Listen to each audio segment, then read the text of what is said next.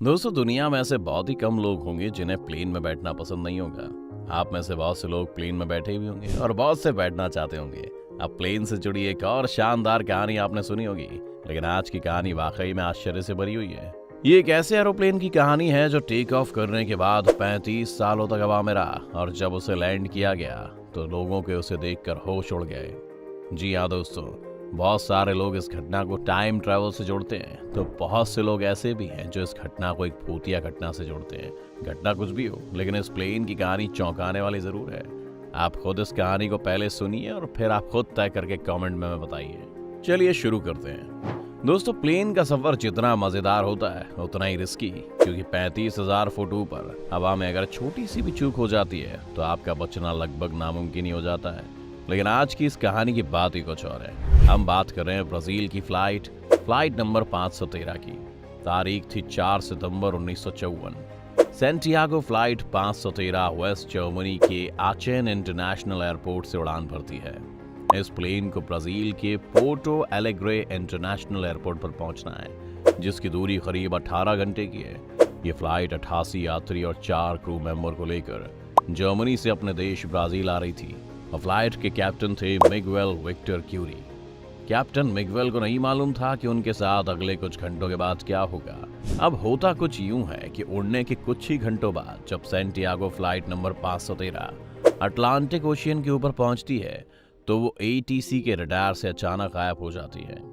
और ये देखकर एटीसी में काम कर रहे अधिकारी और कर्मचारी पहले तो हैरान हो गए और वो प्लेन से कांटेक्ट करने की कोशिश करने लगे। जब कुछ मिनटों बाद भी फ्लाइट रडार पर नजर नहीं आई तो उनके होश उड़ गए और उन्हें कुछ भी समझ में नहीं आ रहा था कि यह फ्लाइट अचानक से कहां चली गई है। और वो एरोप्लेन से लगातार संपर्क साधने की कोशिश करने लगे, मगर सेंटियागो फ्लाइट नंबर 513 की ओर से कोई जवाब नहीं मिल रहा था। ये देख तत्कालीन एटीसी की सभा बुलाई गई, जिसमें ब्राजील और जर्मनी के कुछ उच्च अधिकारी शामिल थे। सेंटियागो फ्लाइट के अचानक गायब होने की वजहों पर बात होने लगी, मगर किसी को कोई रास्ता समझ में नहीं आ रहा था। इसलिए एटीसी ने खोजकर्ताओं की टीम बनाई और उन्हें अटलांटिक ओशियन के लिए रवाना कर दिया, क्योंकि जब प्लेन का कनेक्शन एटीसी के रडार से टूटा तब वो फ्लाइट अटलांटिक महासागर के ऊपर उड़ रही थी। आमतौर पर जब कभी भी ऐसा होता है तो ये मान लिया जाता है कि कोई दुर्घटना हो गई है और प्लेन किसी हादसे का शिकार हो गया है। इस केस में भी एटीसी को लगा कि सेंटियागो फ्लाइट नंबर 513 किसी दुर्घटना के शिकार हो चुकी है। मगर जब खोजकर्ताओं की टीम अटलांटिक महासागर पहुंची तो उन्हें वहां कोई भी क्रैश हुए एरोप्लेन का मलबा नहीं मिला और ना ही सफर कर रहे किसी भी यात्री की बॉडी।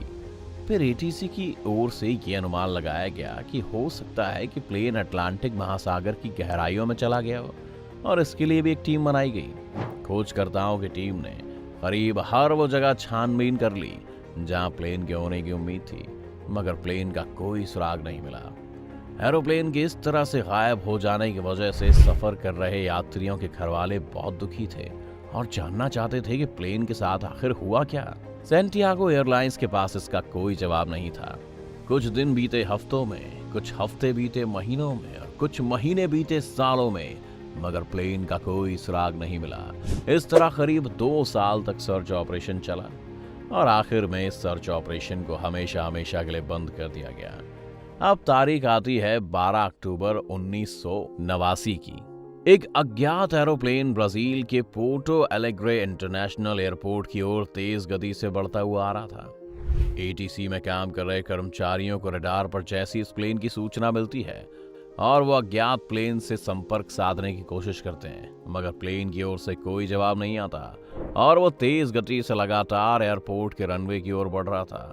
लगातार प्लेन से संपर्क साधने की कोशिश जब नाकाम हो जाती है तो आनन फानन में रनवे को खाली कराया जाता है और कुछ ही मिनटों के बाद एक अज्ञात फ्लाइट ब्राजील के एयरपोर्ट पर लैंड कर जाती है। एटीसी के अधिकारी और कर्मचारी तुरंत अपने ऑफिस से निकलकर रनवे की ओर भागते हैं और जब वो वहां पर पहुंचते हैं तो उन्हें जो दिखाई देता है वो देखकर उनके पैरों तले जमीन खिसक जाती है, क्योंकि वो अज्ञात फ्लाइट उसी सेंटियागो एयरलाइन कंपनी की थी और ये कंपनी 1956 को ही बंद हो चुकी थी।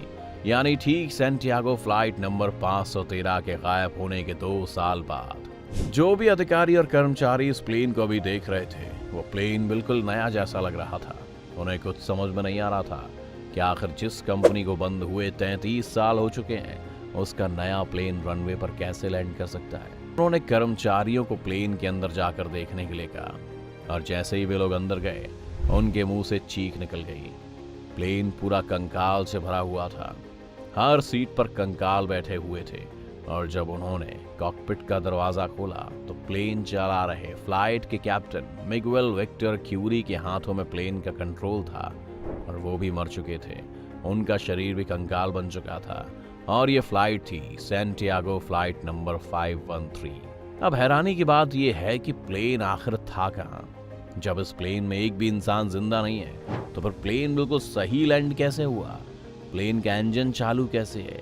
प्लेन बिल्कुल ब्रांड न्यू कैसे है?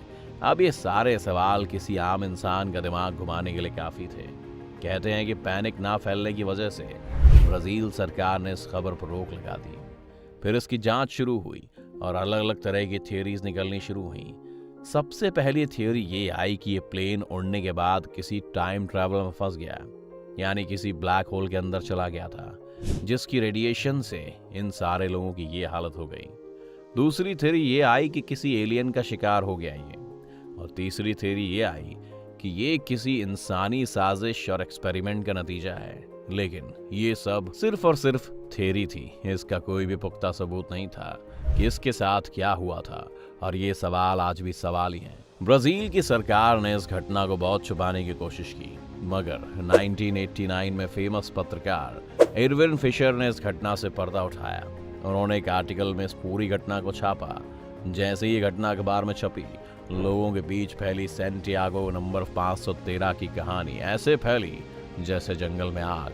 लेकिन एरविन ने इस खबर का कोई पुख्ता सबूत नहीं दिया था। मसलन सिर्फ एक एरोप्लेन की फोटो अखबार में थी, कोई कंकाल की फोटो नहीं थी। इसलिए इस कहानी को लोगों ने दो थोड़ों में बांट दिया, जिसमें से कुछ लोग इसे सही मान रहे थे और टाइम ट्रैवल और भूत जैसी चीजों से रिलेट कर रहे थे, तो वही दूसरे लोग भी थे जो इस खबर को सिर्फ पब्लिसिटी स्टंट मान रहे थे और इस खबर को झूठ के सिवा कुछ नहीं बताते हैं। आपको क्या लगता है? आप हमें कमेंट करके बताएं। अगर ये वीडियो आपको पसंद आई हो तो इसे लाइक और शेयर जरूर करें। अगर आप चैनल पर नए हैं या आपने चैनल को सब्सक्राइब नहीं किया है तो इसे सब्सक्राइब जरूर कर लें।